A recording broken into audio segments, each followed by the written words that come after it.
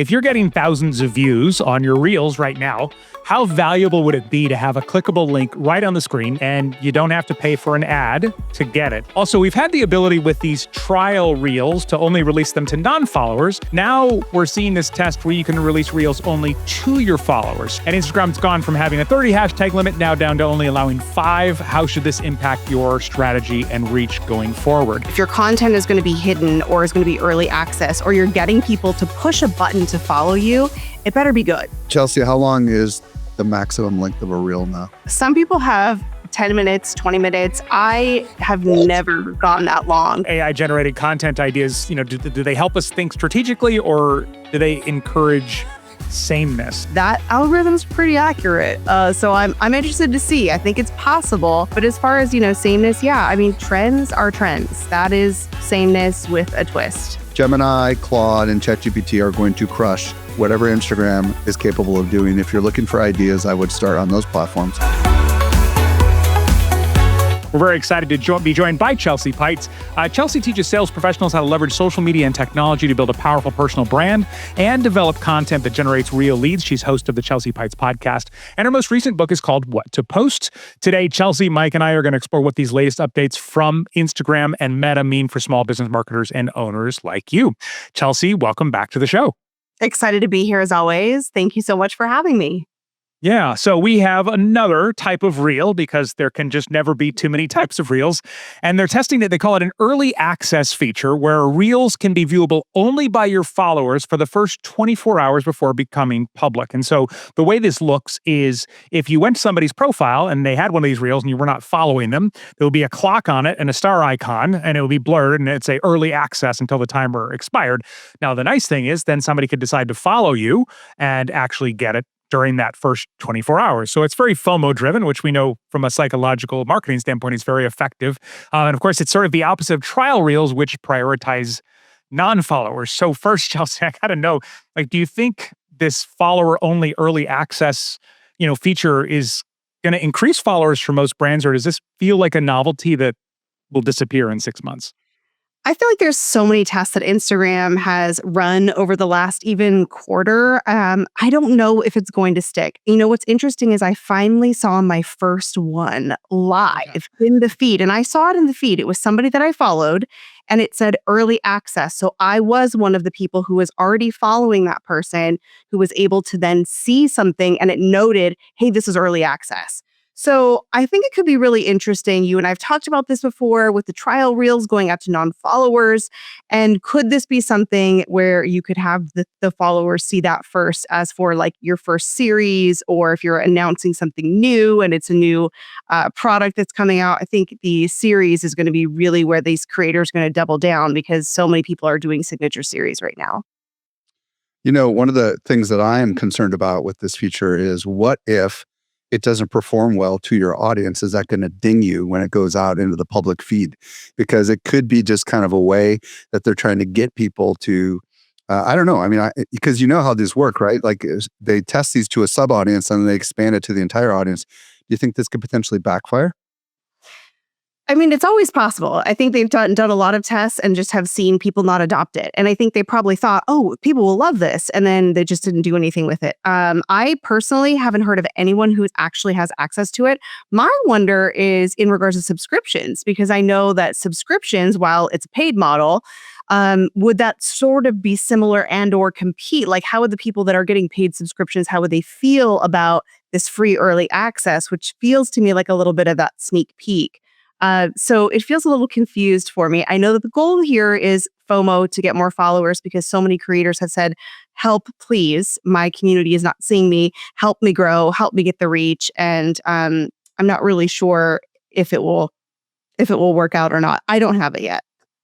Now you're making me feel like the strategy is even more overwhelming, because it's okay, do I put this out for a regular reel, an early access reel, a non-follower trial reel, or the subscription reels?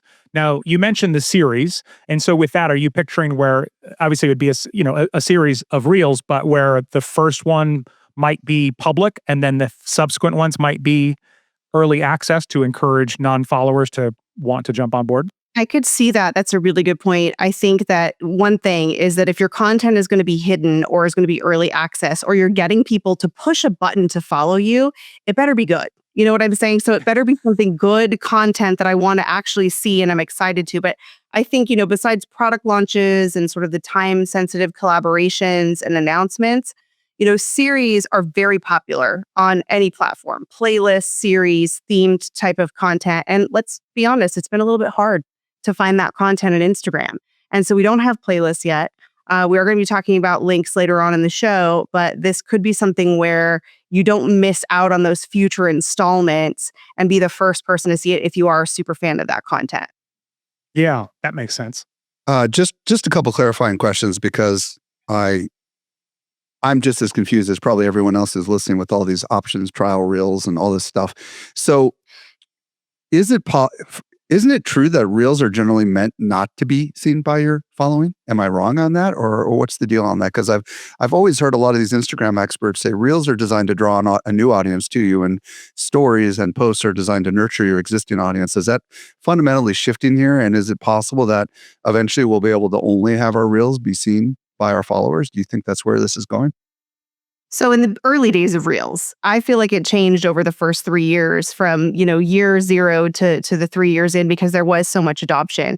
When I first started doing Reels, yes, it primarily went to non-followers. It was very much like the other app that goes to non-followers. And now, personally, my content generally goes to majority of my followers. I'm very happy with that. And also, it depends on when you're looking at the insights because they're testing it internally first with people that follow you. And then from there, they're going to place that out with other people. So you might look at it at hour 3 and it could look like it's going to all your followers. You could look at it at hour 32 and it could look like it's changed. So, I think that the trial reels is good for testing. I think the goal there was to test things and it's creators to test content with a newer audience. And then the early access, I believe, probably was for, hey, reward your loyal followers. So we're trying to figure out the nurture versus, new growth. And yes, originally Reels had kind of been designed to say, hey, this is how you're going to grow. We're going to help you find all new people. And I think that's changed for some of us and probably will continue to change. It's interesting because Chelsea and I have had this conversation multiple times over the last couple of years where I remember early on when most people were still seeing most of their Reels views from non-followers. I mean, I even taught and coached on this. And early on, Chelsea was like, oh, really? Most of mine are going to my followers. And I was like, okay, I think you're the exception. But that's interesting, Mike, because it does seem like maybe it's moving in that direction where we are going to see more of that. The people that I think about are the marketers that have to, basically report to somebody else. So if you're running an agency and you have to report to your clients, or you're the marketing director and you have to report to your boss, I think a lot of them have pushed toward Reels simply because they theoretically get the most reach, and it removes some of that pressure because it when you think about our ROE, that return on effort, it doesn't feel worth it sometimes for some of these other platforms. So I don't know if Chelsea, how much content are you doing on Reels versus some of the other formats, carousels, and I know you're Right. avid with stories. Yeah, right now carousels are performing so well. And I feel like so many people are talking about the two big trends that I see right now, carousels, which are performing much better for me than my reels. And also the unedited talk to the camera Instagram story like reel, which is a big shift from what we've seen. And I'm loving it. I'm here for that. Of course, it's going to shift back to highly edited and produced at some point. But I think that, for me, carousels are performing really well. I'm still doing the talking head reels and I always will do them. So I like to mix it up. I probably do 1-to-1 at this point. So whenever I post a reel, my next post is usually a carousel. Sometimes I get wild and I do 2 reels back to back, but I really try to do some of those carousel posts too. Okay, this is a crazy question that I've pondered because I'm seeing a lot of people doing reels on Facebook as well. Do you recommend? And again, I'm confessing I'm an Instagram noob here, okay? But I know other people might be thinking what I'm about to ask. Do you recommend cross-publishing your Instagram reels also to Facebook?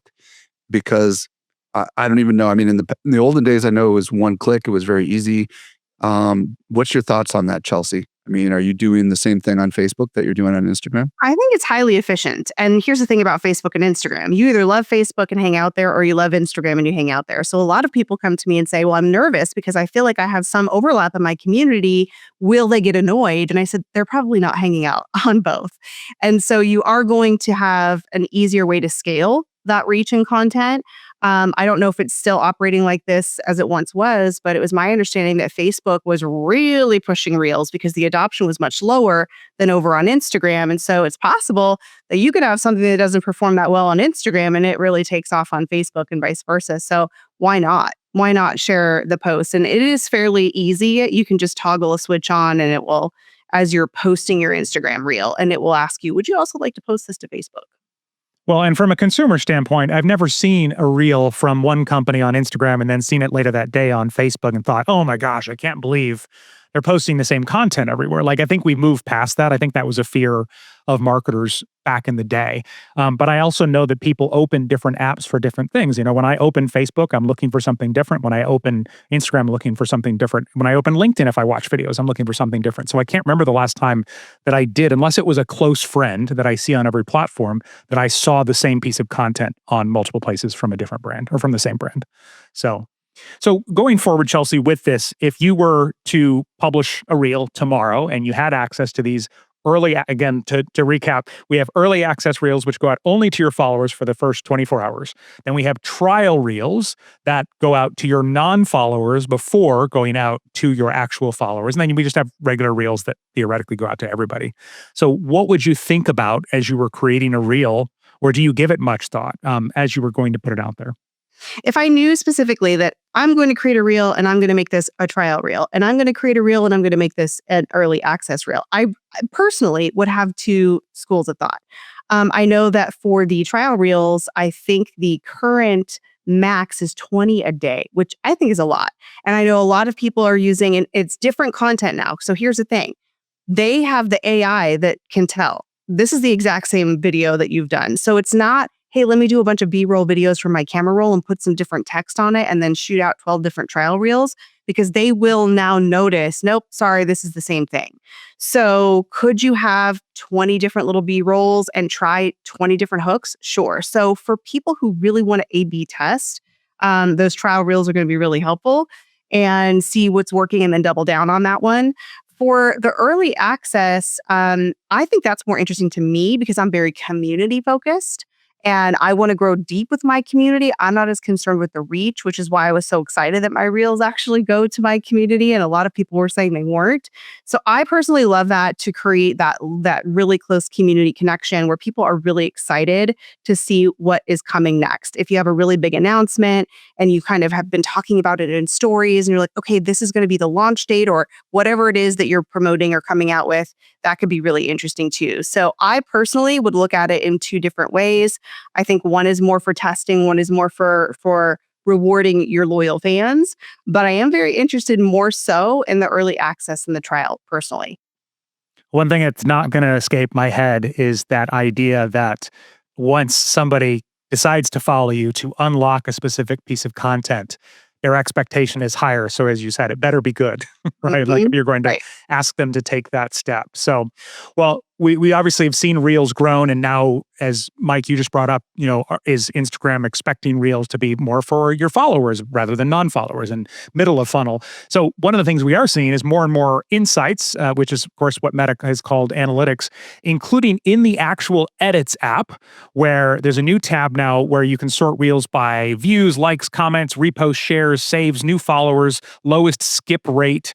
You can also filter performance data across multiple time ranges. So the past week, 2 weeks, 30 days, 1 year. They're adding all of these different elements in there. And I know, Chelsea, you've kind of gone back and forth between the native Instagram app and the Edits app, but does it feel like the regular Instagram app is going to become more for consuming and potentially obsolete for marketing teams if they can do everything in Edits? I think the big component, though, that Instagram, the original Instagram, has over Edits is the communication, the DMs. And so I can't imagine that going away, because that social media managers knows that that's so critical to respond to that community. I think that these new insights are a social media manager's dream, because here it is finally where we can see all of these things. You can compare them. You can go back up to a year. It's not just like 30 days. And it can really give you some good insights. And they will allow you to print out a really cool little looking PDF so that if you need to deliver it to someone, it looks nice and has all of the charts on it. So I don't think that Instagram itself, because of stories, remember, Edits doesn't have stories. I suppose they could put all of that stuff in it. But as a user of Instagram and Edits, and I use Edits every time I make a reel, I would be really annoyed if I had to get half the stuff over on Edits and half the stuff over on Instagram. And some of it's kind of happening now, because now they're like, here's your ideas, get your inspiration, get your templates. And so now I'm going back over there, but I just really want everything in one place. I'm not even sure why they made the separate app. Well, I want to clarify this because, like, for people that may not realize, maybe they're using CapCut still or whatever, like, what is the advantage that Edits brings to the table? The main advantage, I think, in many people's minds right now is a very specific reel that came out with Adam Mosseri, the CEO of Instagram, who said, hey, friends, this new Edits app, we're going to give you a little bit more love if you actually use it. And so I think that's kind of in the mindset still. I personally haven't seen any difference. It's stayed steady whether I used CapCut or Edits or not. But I use Edits because in my mind, I'm thinking, well, if it's made by Instagram, why wouldn't you want to use it? Why wouldn't they want users to use it? So I don't know that they're going to publicly say they'll penalize anything or promote anything, but they did say for a specific amount of time, who knows when the time was, when it started or when it ended, or if it's still going, you'll get a little bit more of a boost if you're using the Edits app and you're editing in there. So I used to use CapCut all the time, and now I exclusively use Edits. And it has gotten much better, much more like CapCut. I think it's pretty similar to it. It probably doesn't have as many bells and whistles, but honestly, with this new rollout of the tools and the editing features, I think we're pretty darn close. So, Jerry, just so we're clear, are you saying that there's statistics that are only available in the Edits app that don't even have in the Instagram app? Is that what I'm trying to say? This stuff is all rolling out, but yeah, that's the way that they're presenting it. And it almost feels like, Chelsea brought up that, that potential widening gap between what you get in the Instagram app and what you get in the Edits app. And, over on the YouTube side, which is my main platform, we've had that for years with the YouTube Studio app and the regular YouTube app. And so I, completely see where that's going. But at the same time, if we think of a company or an agency where they're creating a lot of this higher end media. Years ago when I worked at an agency, we were just mostly doing text posts and image posts, right, and an occasional video. But now, for most companies, I got to think that at least half of your content is going to be video, and so I love the idea of having the analytics right where you're creating the videos potentially, just to be able to see things in that way. And as we think about AI integrating with all of this, like the tool that I use for editing videos has AI built into it. And now as those models get better, they can see frame by frame what's in the video and do all kinds of things. So I like where this is going in that way. Now, Chelsea, you did bring up this, the insights and how helpful they are in that way. And one of them is they're allowing you to do a side-by-side analysis of real performance so you can kind of compare them. And this is where I could see, you mentioned being able to release, I think you said up to 20 trial reels a day? Is that what it was? Okay. The last number I heard. It has been different numbers, but the last one I heard is around 20. Okay. And so would you see marketers then, having this, doing more of this A/B testing with trial reels where there were two reels that only have one variable between them, like a different piece of B-roll or a different hook on the opening screen? Or do you think, is this what you were talking about where you sort of implied that Instagram's we know that's the same content, we're not going to let you do that? Yeah, I haven't talked to anybody who's actually gotten caught for, hey, this is the same content. I do know somebody who got put in timeout because they were posting too many trial reels a day.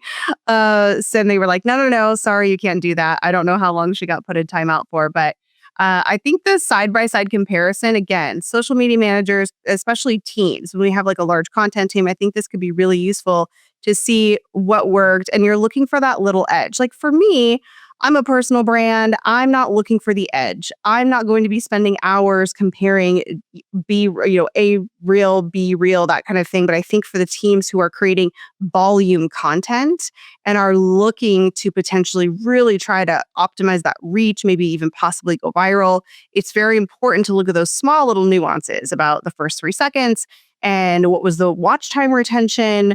I think you mentioned one thing about lowest skip rate. That's really important to be able to see that and then look at those visuals and figure out as a team, well, here's what happened in this one. Here's what happened in this one. And we're looking at it side by side. This is the one that performed. So that's the one we're going to go with to really give you those insights to then take it forward and create future content with it. And then one other metric they're talking about is AI that will basically, browse your comments and give you sentiment summaries about, exactly what's happening there, which I like the idea of. When I worked in radio as a morning radio host, if one complaining call came in, I was just done for the day. It was like, sorry, 500 or 499,999 listeners. I'm going to go try and deal with this one person. And so I think other people go through that. But do you see that as being valuable as well? Or do you think it's still important to go through comment by comment and make sure that you're embracing everybody? Well, of course, Instagram says respond to as many comments as you possibly can, hopefully all of them. And of course, we're dealing with the super large accounts. Some people have millions of followers, hundreds of thousands, corporations and brands. And so I think the idea here was twofold. One, to help people with time, to get through and say, okay, here's what people are saying. But also, I think their original intent was to also get ideas from all those comments. If you're getting hundreds of comments, like what are the thoughts that people are talking about? That might be a great idea to make some future content.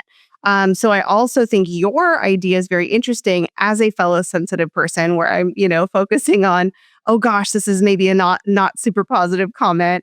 That it definitely could weed those out. So I think for the personal brands, they probably don't have 500 comments to go through on every reel or every post. But I think for those larger brands with lots of content, super helpful for that.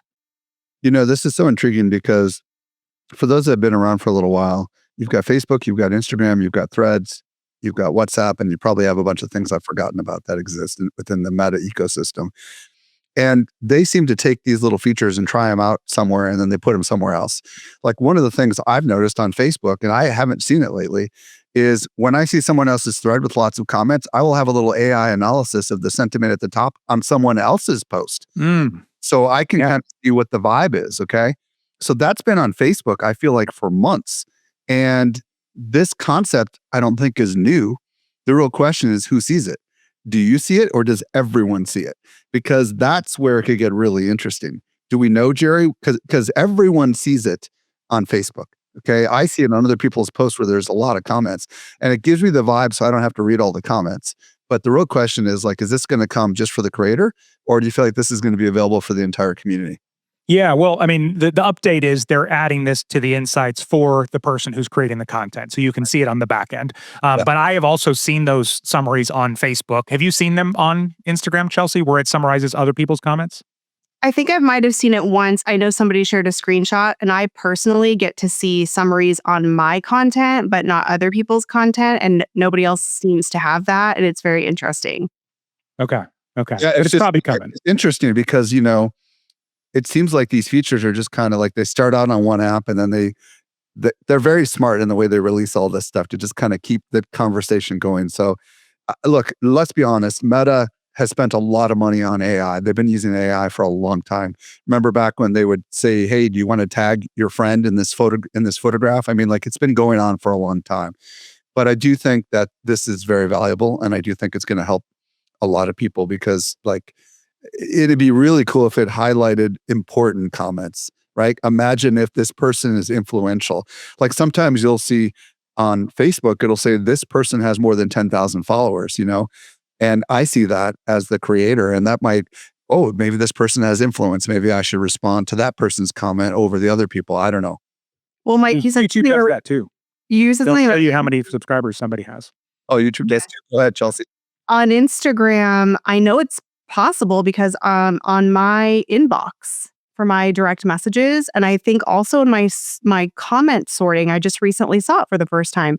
You can actually sort now by verified and like certain number of followers. So I don't think that's far off. They already are offering that for different aspects of Instagram, but perhaps not directly on the actual post. But yeah, that's in play. Well, speaking of Meta, recently on the show, we had Mari Smith, and we were talking about how Facebook is testing something now where you can add links to Reels if you pay for Meta Verified. But meanwhile, over on Instagram, there's a new update where you can actually link to other things on your Reels, and it doesn't have to be part of a paid strategy, either Meta Verified or an ad strategy. Now, there is an asterisk with it, but now you're going to be able to add clickable links to an Instagram account or on a public Reel, which basically appears right on top of it. It's a clickable overlay. And again, this is when you are exporting directly from edits. So another thumbs up in the column for using edits. And the way that this is working is you're able to then link to, for example, other profiles or other public Reels. So how meaningful are these clickable video links for businesses? Or do you see people actually clicking on these, Chelsea? I mean, obviously everything's worth testing, but what's your initial reaction to this? I think of it very similar to YouTube. I think you probably immediately thought of that too. When I watch a video and I'm interested and somebody says, if you want more information, click here to go to this video. Or if it's, again, a series, which are very popular right now, I would be likely to click on someone's profile or click on the next video. And I love that it's not just a link for the actual reel, it's the overlay, like you said. So I think that's really smart because it's one thing to see a little link. It's another to be able to see like the overlay of the actual reel, the visuals. So I love that. And I also think it's interesting to be able to direct people to profiles and say, just click this link and go right to the profile. So even if you have maybe multiple profiles too, as you're operating with a brand. So I think it's really interesting. I think it's been a long time coming. I think it's a good thing. Again, these links don't go out to other websites. They only stay inside the Instagram ecosystem. So again, Instagram's like, hey, we're going to keep you on the platform, but more tools, I think, for creators to get people into that quote unquote video funnel. Like, let's go down the rabbit hole of consuming as much content as possible. Yeah. Can you just describe visually what you mean by the difference between an overlay link versus another link? The way that I've seen it only in pictures, I haven't seen it live yet. So there's going to be, let's say, a link. Like, so Jerry, let's say you're doing a reel and it will have like almost like a little long bubble and it will have your profile photo and your username. And so it'll appear almost like a sticker on the reel and people can click on it and then it will take them directly to your profile or somebody else's profile. And when you are using the overlay, it will show up like as a video, like a picture in picture or a video in video, so that people can actually point to it and say, and if you want to check this video out that's next in the series, just go right here, which is really nice instead of just having a link that doesn't show you any kind of visual. So you can have somewhat of an image and element to it. And also even the link, if you put your profile, still has your profile picture, which is really nice. One of the things that I love about this too, and this is something that I've done and I've seen other people do over the years, is I think at this point it might be worth maybe making some more profiles that have a specific external link, on there. I did that for a podcast once so that I could tag the podcast. I had no intention of growing this podcast Instagram account, but that podcast Instagram account had that clickable URL. So they are now, it's social media marketing world the last few years, and I think in marketing in general, we always hear marketers ruin everything. So maybe this will be the way that marketers ruin these on-screen links on top of the reels. But I think that's an incredible opportunity too. Jerry, doesn't this sound a little bit like what YouTube does? I mean, how YouTube has the ability to put, I forget what they call them, cards up on the screen or something like that. It kind of feels a little bit like that, doesn't it? Yeah, there's the cards that you can put anytime in your video, and then there's the end screen videos that you can have at the end, the last 20 seconds of your video. And it does feel somewhat like that, but without having used this on Instagram, I'm curious, like, can it be up there the entire time? Now, one of the big things that has to happen for any new feature like this is consumer adoption, right? So I can tell you that when I have, tried to use cards in my videos, and I've talked to other people in the same way, they don't get a lot of clicks, right? Now, occasionally they might, and my hope when I use them is kind of like, if this isn't the video you were looking for, I have one that does this, go click on it now instead of going to somebody else's video. Like, for example, if it's a tutorial about how to do something on desktop and they want to know on mobile. But the end screen ones work really well, but it's all about consumer adoption. End screens wouldn't work if somebody was stubborn, or if we were all stubborn and we're like, you don't tell me what to watch. I'm going to go watch my own thing. So, Well, yeah, I think it's similar. Chelsea, how long is the maximum length of a reel now? Some people have 10 minutes, 20 minutes. I have never gone that long, but some people, it's all different. So I think 10 minutes is probably the average for most users, but I do have a friend that has 20. Okay, so like it would make total sense if you did a 10-minute video and you wanted to reference another video that everybody could go watch. Is that effectively what this functionality would achieve on a longer form video? Is that what we're talking about here? Because that could be a really big deal if if you created like a little mini series, for lack of better words, and you had episodes, you could just episodically kind of connect these things together, could you not? Absolutely. Yep, absolutely. That's exactly what I would use it for. That's what I would suggest it for. Because as somebody who does a ton of educational content myself, I know, Jerry, you do the same. You are talking about similar topics or going in depth on new topics. And so that is really helpful to then direct them to the next step. Or if you're doing a how-to or a process and you're on step number 3 and they're like, well, where is step number 2 or step number 4? I think that could be really helpful as well. Yeah. And you could link to some of your other 20 reels a day that you're, uploading to your trial reels and your test reels and everything else. And then another update they added for the Edits app is a feed of 10 personalized content ideas each week based on your past reels. And so once a week, they'll generate this list of 10 personalized content ideas and you can save them, edit them, or skip them. And so on one hand, I'm like, hey, the more ideas, the better. But on the other hand, AI generated content ideas, do they help us think strategically or do they encourage sameness? What are your thoughts around that, Chelsea? I'm very interested to see this. What really got me interested was that it said your content. Because when I go to Edits now, what Edits offers is you can go to the inspiration section. But I will tell you, as somebody who makes primarily talking head reels that are long form, over a minute and not B-roll content, that's all I see. That's all I get served is short, B-roll, trendy kind of content. And I'm like, but you don't know what I'm making because I don't usually make that kind of content. So I'm very, very interested to see how accurate, I guess, it is. I know we're going to talk about the creating your own algorithm. That algorithm's pretty accurate. So I'm interested to see. I think it's possible. But as far as, sameness, yeah, I mean, trends are trends. That is sameness with a twist. But I think hopefully if they are able to do it customized to your last, whatever, how many videos they're looking at, that could be interesting. But it's not going to be helpful if you want to change your content. Yeah. Mike, I'd love to know your take on this, just, living around AI so much. I mean, can we get good original ideas from AI? Oh, 100%. But I'm not sure we can get it from an Instagram or an Edits app. I'm not going to lie. And let me explain why. Over on my other show, AI Explored, we talk about all sorts of fascinating things related to AI. I feel like you'd be much better off using ChatGPT or Claude, which is my personal preference, and giving it a lot of insights about who you are, what you're creating. You could create, like I've created a YouTube hook specialist, and you could create a Instagram or TikTok content expert, and you could tell here's my target audience, here's the kind of things that I talk about. And you could give it data, you could give it screenshots from your insights, and you can say, help me understand what are my most successful pieces of data. You can actually download the video and upload it and have it watch it frame by frame. And then you could say, okay, help me come up with a series of relevant topics that I've not yet covered. You probably have scripts somewhere, right? Most people have scripts. You could put all that inside of a document or a PDF and attach it up there and say, what have I not covered that this target audience is interested in that I could cover? These are my most popular ones. Like, it's going to give you ideas that you hadn't even fathomed, and you probably smack yourself in the head and say, well, why didn't I think of that? You didn't think of that because you're too close to it, you know?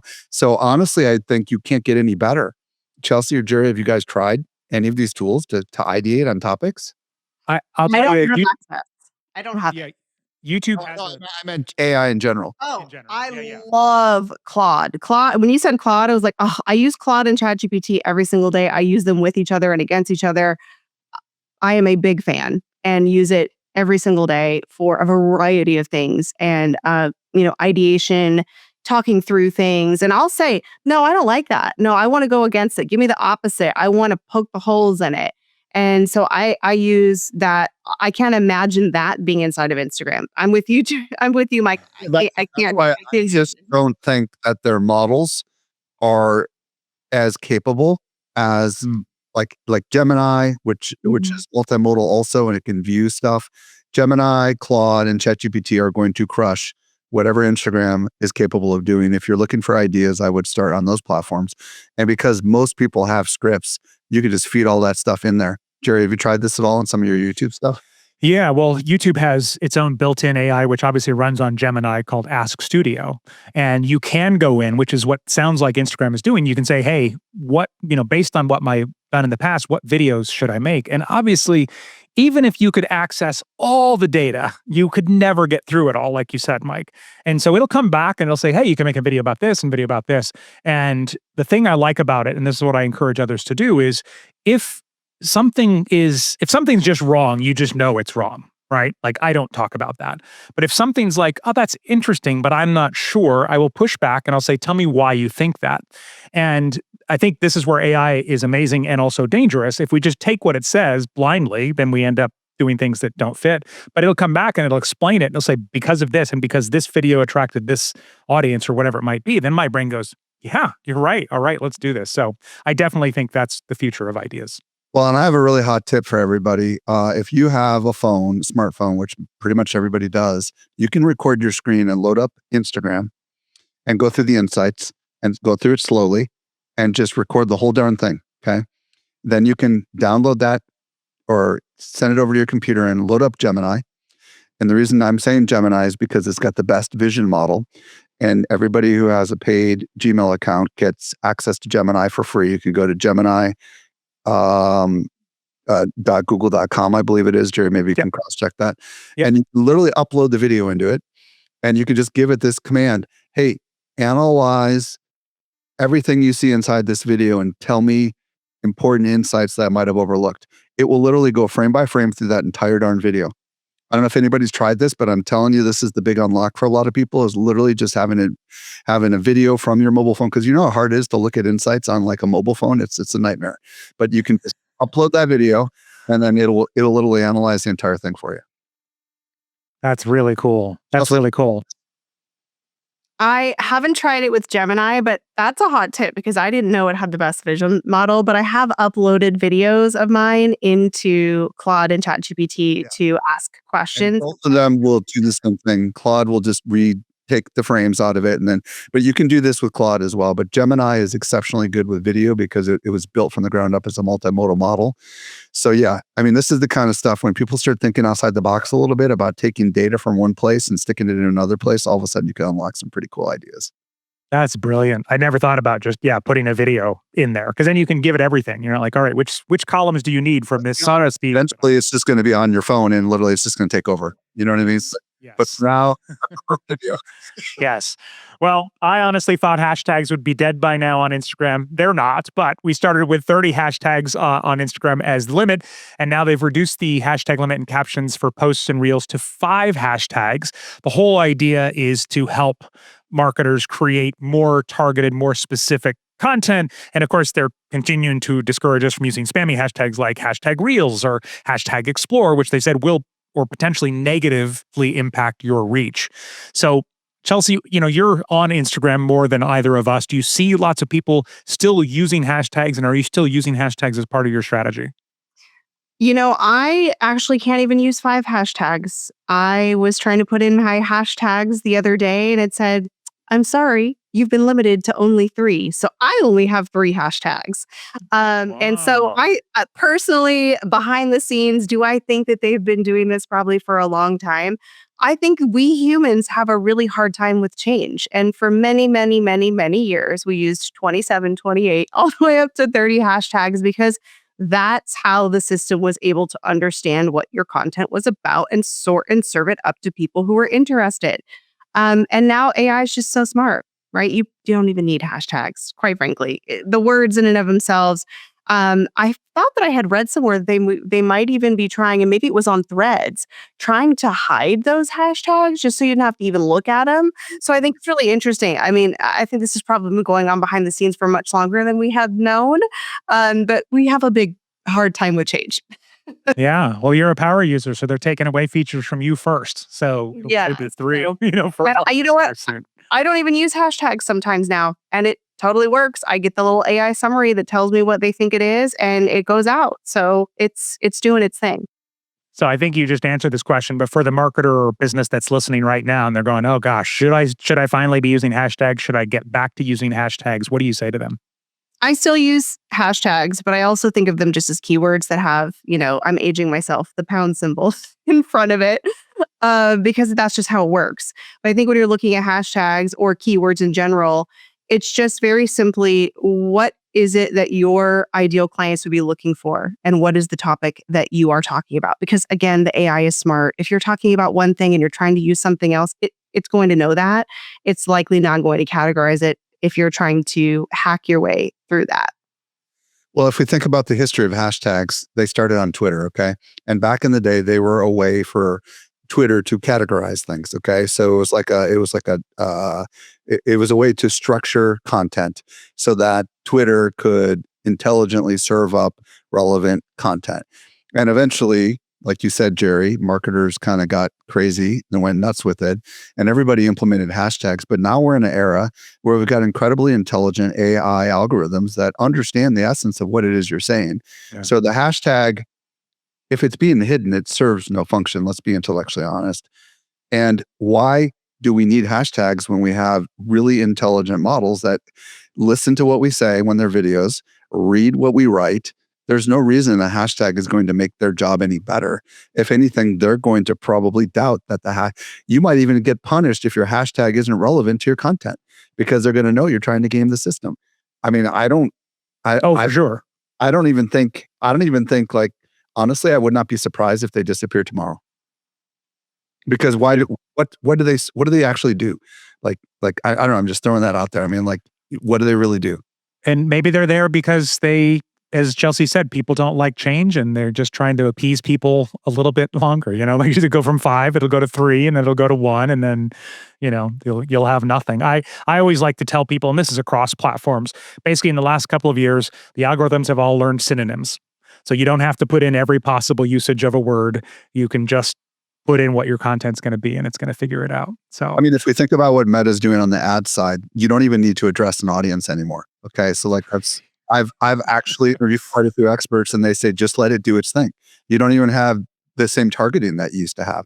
So if that's available to paid advertisers, what's available on the actual feed? It's the same ultimate technology behind the scenes.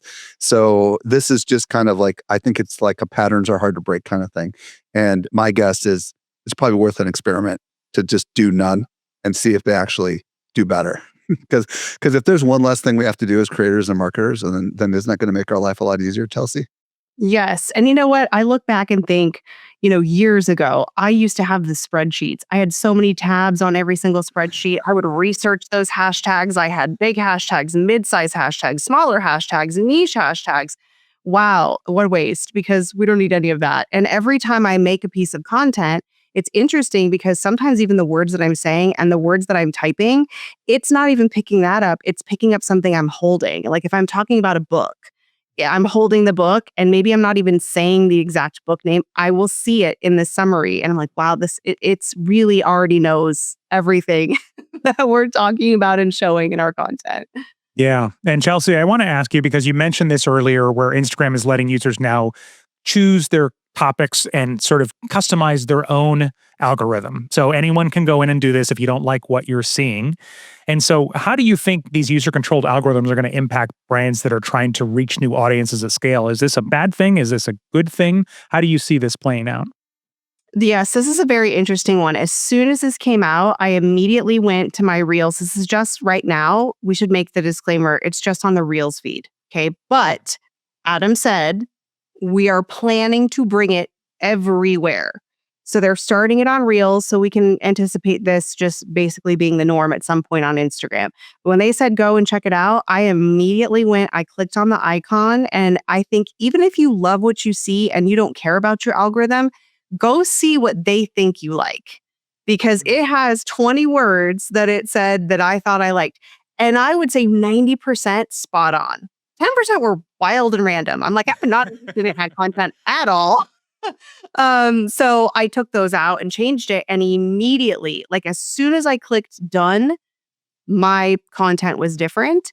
Now, what I will say is it was very cool because I got to see content from people I'd never seen before in the content I'm interested in, but also I stopped seeing other stuff too. So it was kind of like a little bit of a stop for me on discovery of more content. Now, I think that a brand or a company, yeah, you should be thinking about that. Be thoughtful, because people like me who are using that, I may not see your content. So you might have to think of a different way. You might be losing some views. But if you look at it on the other side, your views are going to the right people now. So what's a view if it's not going to the right person? I don't care if I get 30,000 views and I don't get any clients from it. I'd rather have 3 clients and very low views and then going to the right clients than a bunch of numbers that amount to nothing. So I think you could argue both sides of it.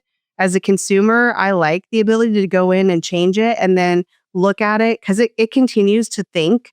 And so I went back a few months later. It had added more things that it thought I was interested in. I did not add them. And so I do find that I go in there to remove things, but you can say see less so you don't totally delete it. Or you can say, do not show this to me. I am not interested. And you can change it at any time. But I think you should go in and just see what Instagram thinks you're interested in. And so, from what I'm hearing you say, then, should brands consider making sure that their content does fit into a topic that could be listed? Like, that sounds like the important part to me. If you don't fit one of these categories, then you're potentially, and I'm sure there's way more than any of us see in our list, but if they can't categorize you, they can't put you in front of new people, is what I'm hearing. I don't know on the back end if that's how it's working. I tried to put in some pretty niche things, and actually quite a few of those niche things were allowed. And then I got really specific and it didn't allow me that. So I was surprised at so, you don't just have just marketing. But listen, like even if they're more niche and or broad, if I'm not interested in sports, I'm not seeing sports. So if you're a sports company, good luck. You will never end up in my feed. So, I've got dogs in my feed, and you know what I see a lot of? I see a lot of dogs. So Yeah. I think the, brands kind of got nervous, like, oh my gosh. I don't know that it's the categorization, because I think the AI is still smart enough to really categorize all the niche stuff. But I don't think they have to worry about fitting into a specific keyword or a tag. I think they got nervous thinking, oh, my views are going to go down, because if content is going to people that are just interested in that content, then my views are going to go down. But I think that's positive, because hopefully then your content's going to the people that are interested in sports. Yeah. And so Yeah. I think they should be thoughtful about it. But if you're not making content that is directly speaking to your audience who's interested, I think that's more of the foundational problem than whether or not people can control their algorithm, because ultimately it is making content speaking to your ideal human. All right, Chelsea, this has been a fascinating conversation, and also the tip from Mike about how to use AI to analyze your Instagram insights. If you missed that, make sure to go back and grab it. Thank you so much for joining us today, Chelsea. If people want to explore working with you, where do you want to send them? And if they want to connect with you on the socials, where's the best place to do that? No surprise, you're going to find me on Instagram. It's my name. It's Chelsea.Peitz, Peitz.